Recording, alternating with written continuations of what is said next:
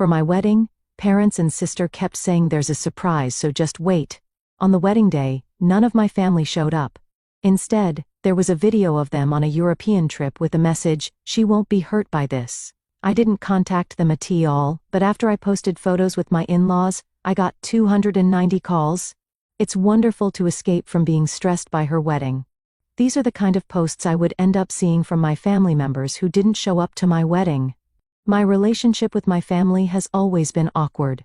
When I stepped into my family home one day, the conversation in the living room where my family was relaxing suddenly stopped. My brother Benjamin and his wife Camila exchanged meaningful glances, and my mother Diana put on a stiff smile. "Oh, Eliza, you're unusually early today," my mother said. "Is work finished?" I let out a small sigh. "Yes, I finished early today. I wanted to have dinner at home." My father Victor snorted without looking up from his newspaper. "Oh, a miracle. Our lawyer deigns to look up from her law books." "Dad," as I was about to speak, Benjamin interrupted. "Eliza, tell me about your meeting this morning. Did you sue another company?" He then explained to his wife Camila, "Eliza only talks about numbers. She has a special talent for ruining the mood at parties." Camilla laughed softly. "That's right. At the last holiday party, she went on and on about contract clauses. Half of the guests left. I tried to make an excuse but gave up. Conversations with my family were always like this." At the dinner table, Benjamin's children were running around. Camila was enthusiastically talking about summer vacation plans, and my father and mother occasionally nodded. Even when I tried to avoid work topics and have a normal conversation, silence quickly fell. "Eliza is always too serious," Camila interjected. "You should learn to have a little fun. Life isn't just about work." Benjamin made an exaggerated gesture toward his children. "Look, kids, don't be like your aunt, always work, work, work. She even forgets how to smile." The children laughed innocently, and I lowered my eyes to my glass of water. They should have known that I was helping with their living expenses, this despite me paying for my own law school tuition and building my own career. But in their eyes I was just the boring, serious eldest daughter. That night, as I was leaving, my father unusually called out to me. "By the way, about the cost of Benjamin's birthday party next month, you'll help out a bit, won't you?" I nodded quietly. My relationship with my family was always like this. My value of existence was proportional to the thickness of my wallet. But the day would come when my family's attitude would change dramatically. This mess started about 2 months ago. My father, Victor, began acting strange whenever conversations about my upcoming wedding came up. He wasn't acting strange in a bad way, but he was certainly secretive in a suspicious way. Whispering on the phone, closing his laptop when I walked into his office, that sort of thing. My sister-in-law Camila started giving me these little smiles and saying stuff like, "Eliza, you're going to love what we're planning for your big day." Even my brother Benjamin, who's usually too absorbed in his investment banking work to care about family stuff, was dropping hints. I'm not going to lie. It got me excited. "Your wedding is supposed to be a milestone, right?" My family wasn't wealthy, and I was independent, so I wasn't expecting anything extravagant. All the secrecy had me thinking maybe they were planning an amazing bridal shower or rehearsal dinner. My father kept telling me to be patient whenever I tried to fish for details. To be honest, I was surprised that my family showed interest in my marriage. "I'm planning to have a family dinner to introduce my fiancé. You absolutely have to come, Dad," I insisted over the phone a month ago. "Of course, Eliza," my father answered. "I'll definitely come if work finishes early." However, on the promised day he sent me a message. "I'm sorry, but I forgot I had a golf appointment with my friend Bob. Let's meet on the wedding day." I sighed. This wasn't the first time. My father always prioritized his work and hobbies over important events in my life. And so, the dinner with my fiancé got cancelled due to my father's scheduling conflict. On my wedding day, no one was at the venue. I couldn't see my family anywhere. Mom, Dad, Benjamin, Camila, Adrian, and Sophia, none of them had come. I stood there in my dress, holding my bouquet, staring at the empty rows. Something might have happened, I thought, and called my father on my cell phone. It got rejected. The same thing happened when I called my mother. I sent texts to Benjamin and Camila, but there was no reply. James, my husband-to-be, squeezed my hand. His calm eyes reassured me. Eliza, don't worry, something must have happened. They wouldn't intentionally not come, he said. James's suit was tailor-made, and his gentle smile was just for me. His parents looked concerned, but James was decisive, and we decided to proceed with the ceremony as planned. Feeling the absence of my family, I said, "I do," in front of the empty rows. James's hand firmly held mine, and the look in his eyes told me that I was enough, even without my family. The wedding was still completed successfully without my family. However, I couldn't sit still thinking about them. After returning to our new home with James after the ceremony, I remembered I actually have an Instagram account. I don't post much, I just follow my family members' accounts to check on their lives sometimes. And there it was, posted 3 hours earlier, a photo of my entire family: Dad, Benjamin, Camila, Mom, Adrian, and Sophia, all smiling in front of a medieval chateau, wine glasses raised at an exclusive French estate. Benjamin had captioned it, "The perfect family vacation without her." The comments made my blood boil. Dad replied with, "She's too busy anyway," and a laughing emoji. Camila added something about career-obsessed women not appreciating family traditions. Mom commented, "It's wonderful to escape from being stressed by her wedding." She was there in the photos, looking completely relaxed in her designer sunglasses. James held me tightly. Looking at the photos together, he seemed unable to contain his anger. "I can't believe they would do this." He frowned. "Eliza, this shows how little they value you. But I'm different. You mean everything to me." He sat beside me and gently stroked my hair as he saw my trembling hands hold a glass. "No one has the right to hurt you. You're an amazing person. I'm lucky to be able to see what they don't deserve to see." His words were comforting, but the pain in my heart didn't disappear. I sat there for I don't know how long, my throat tight, just scrolling through more photos they'd posted: vineyard tours, river cruises, family portraits, all time-stamped in geo-tagged to a shadow I'd never even heard of starting 2 days earlier. I don't know what kicked in: shock, rage, or some weird sense of calm, but I didn't call them, didn't text, didn't comment on the photos. Just poured another glass of champagne with my trembling hands and started thinking. Thinking hard. James brought hot chocolate from the kitchen and sat next to me. He gave me advice on gathering evidence from his perspective as a company executive. In situations like this, it's important to act based on facts, rather than being swept away by emotions. He said, "As an excellent lawyer, you probably understand. But now we need to keep records of everything from a legal perspective." He took out his tablet and logged into the company's internal system. "I shouldn't really be showing you this," he said, hesitantly. "This is your father's activity record at our company. It shows how his decisions have negatively impacted us." At that moment, I realized for the first time that he wasn't just an executive, but at the top level of the company. The access to the information he showed me was not something a normal executive would have. "James, are you?" He smiled slightly. "Yes, I was recently promoted. It's not officially announced yet, but I've become your father's direct superior. Actually, I've become the CEO." I was surprised, but he quickly added, "But there's something more important right now, and that's to protect you. I can't allow them to treat you like this." His kindness and determination gave me strength. The first thing I did was to check the bank account that I've been using to support my family's living expenses. As expected, $400 was transferred to my father's personal account last Friday. I scrolled back through older social media posts and found out Mom had been making comments about a special family retreat for weeks. So this wasn't spontaneous, this was planned without me, planned around me, planned despite my wedding. By midnight, my hurt had transformed into white-hot determination. I opened my laptop and started documenting everything.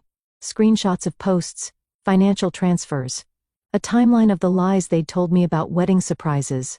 I rarely cry, but I felt hot tears burning behind my eyes, not sad tears, angry ones. "What do you think we should do now?" I asked James while looking at the computer. "First, let's prepare to protect yourself legally. Then, when the time comes, we'll show them the truth. But for now, let's rest. Tomorrow will be a long day."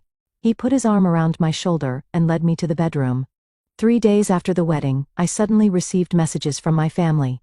Dad texted asking if I was upset about something. Camila called twice. Benjamin sent a message saying, "Dad's getting worried, can you just respond?" I didn't answer. Instead, I posted my first Instagram photo in months, just me at my apartment, with wedding sample decorations I'd selected myself. No caption, no tags, just a date stamp. That's when the flood began. At exactly 9:44 p.m., my phone exploded with notifications. Message after message came. Dad was in complete panic mode. Benjamin actually sounded concerned for once. Camila sent voice messages that grew increasingly desperate. By midnight, I counted 290 messages across all platforms: texts, WhatsApp, Instagram DMs, emails, even voicemails. The last one from Dad just said, "We're coming back tomorrow. We need to talk." James was sitting next to me in the living room, watching my expression with concern. Actually, James made his move the day after our wedding.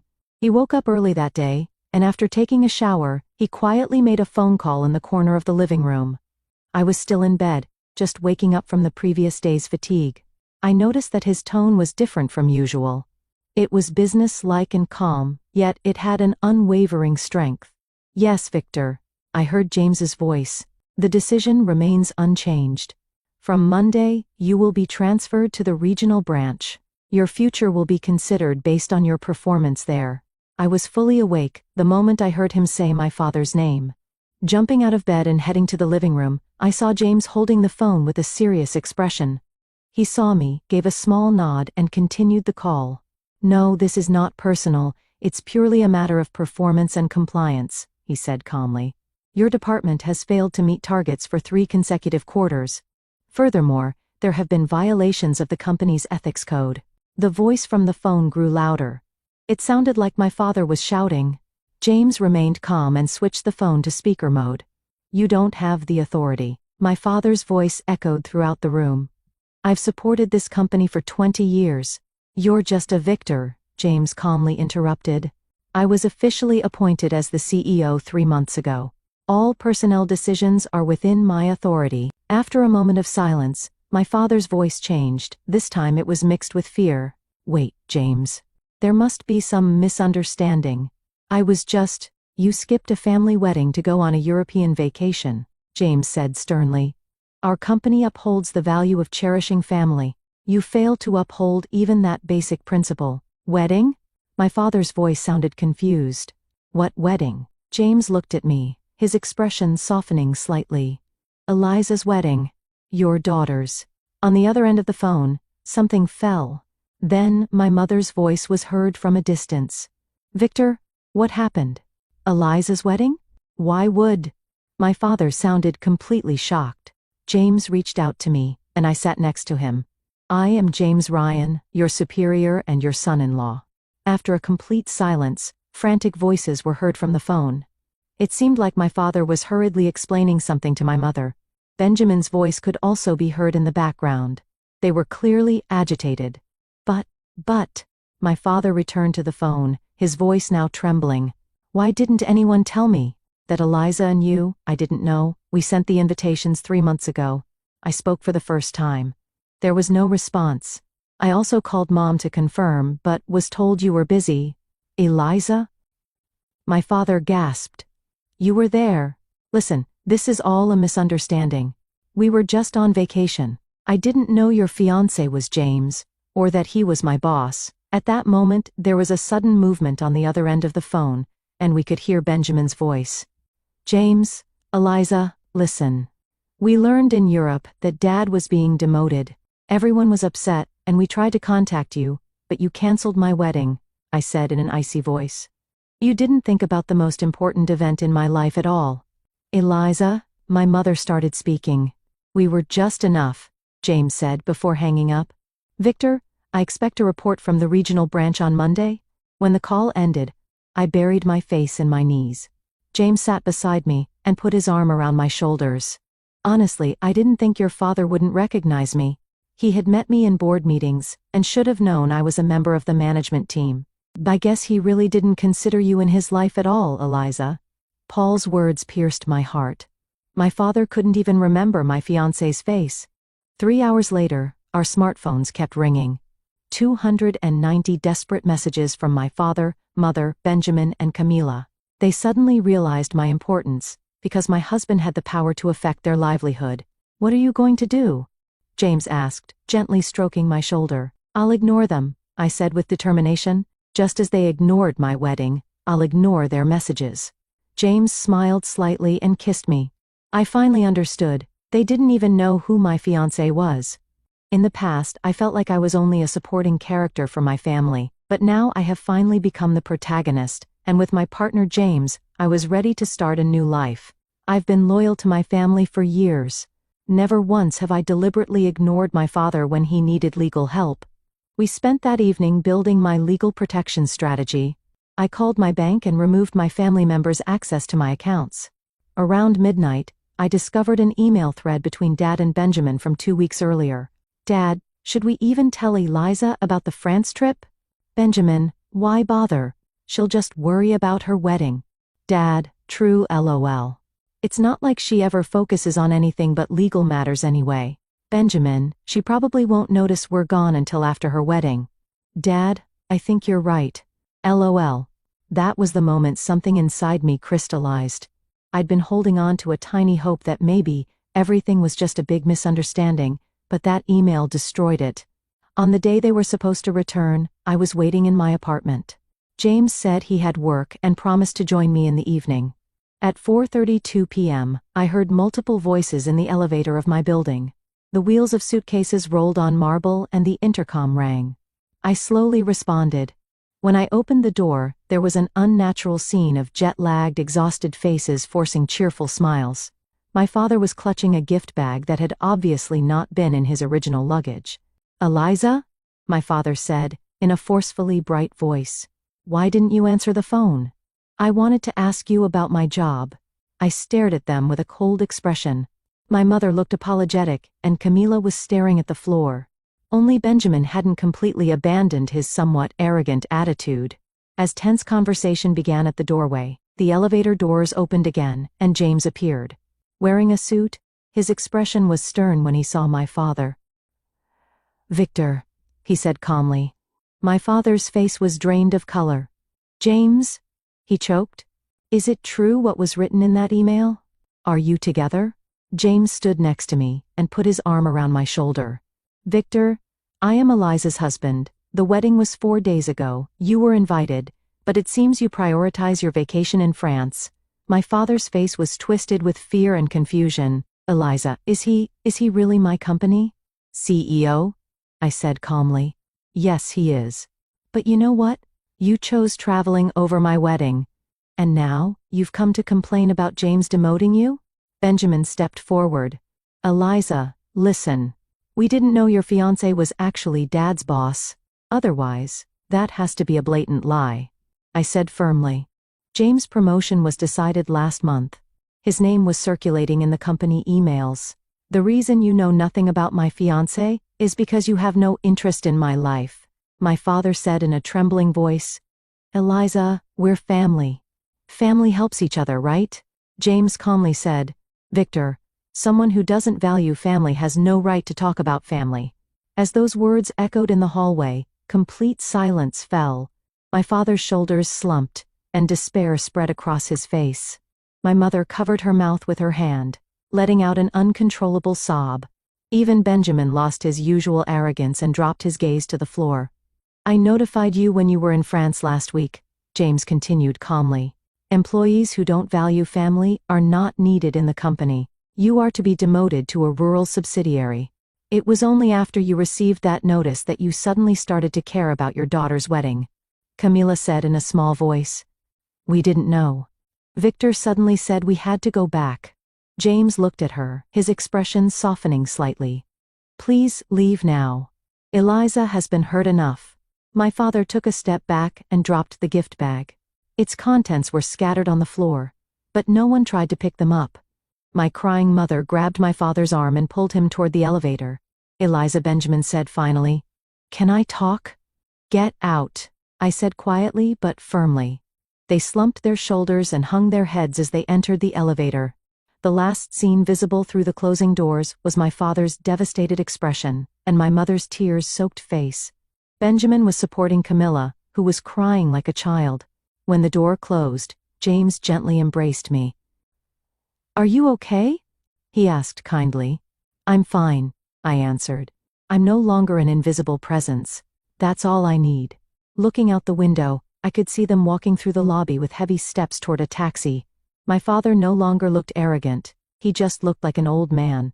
Watching them get into the taxi and drive away in the rain, I felt true freedom for the first time. 1 month after the wedding, their situation had visibly deteriorated. James and I were having coffee at the breakfast table, discussing my father's situation. On James's laptop was my father's performance report, and the numbers were harsh. He only lasted 2 weeks at the regional branch, James said quietly.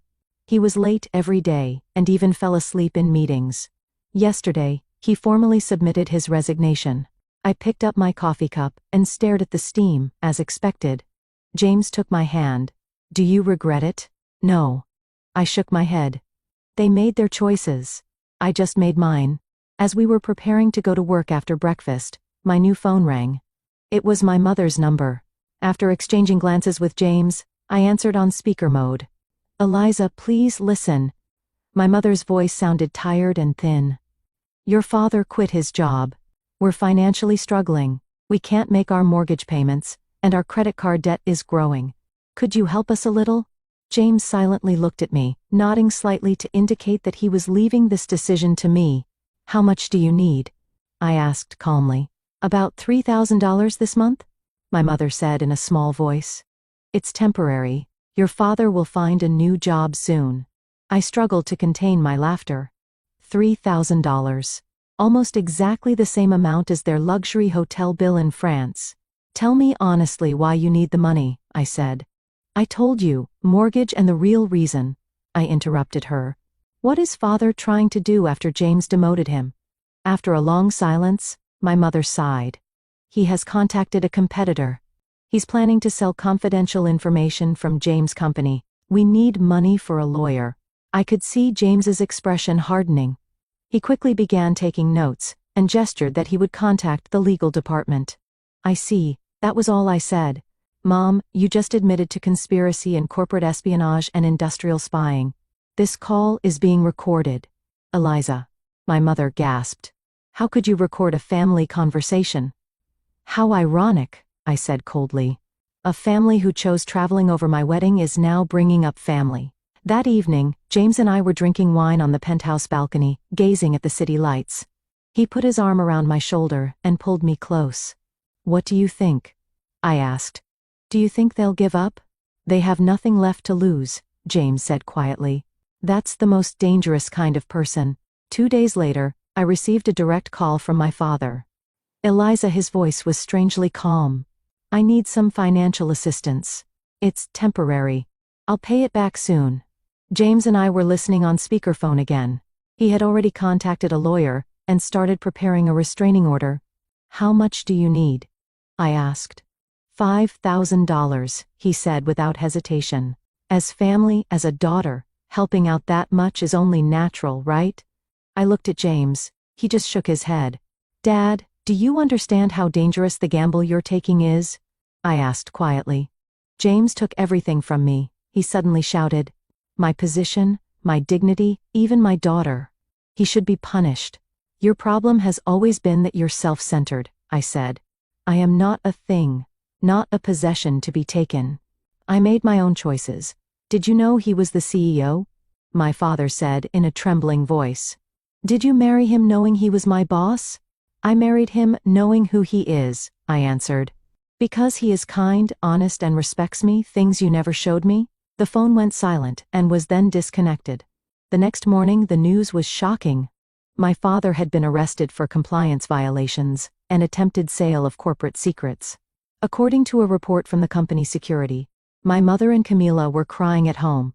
What should I have done? I asked James. I could have stopped them. James touched my cheek and said gently, Eliza, these were their choices, not your responsibility. That afternoon, I formally applied for a restraining order through my lawyer against my parents, Benjamin and Camilla. I couldn't let those who were destroying their own lives to destroy mine as well. You forgot my existence, I wrote in my final email. Now it's my turn to forget yours. From that day, I created a new phone number, a new email address, and a new beginning. James supported me throughout the process, and at night, he held me in his arms and whispered, "You're not alone. I am your family." 6 months later, we bought a new house. A beautiful house by the lake, away from the city's hustle and bustle. James successfully reorganized the company, and I was promoted to chief legal officer. The only traces of my former family were the occasional documents from the court. The demands for gifts from Adrian and Sophia were gone, and I was free. The family bonds were broken, but James and I were building a new family. A family where I was visible. Every night after dinner, James and I would drink wine and talk about future plans, and once a month, we would have dinner with James's parents and dream about our own family. And sometimes his casual words gave me a sense of security I had never experienced before. "You are my everything, Eliza."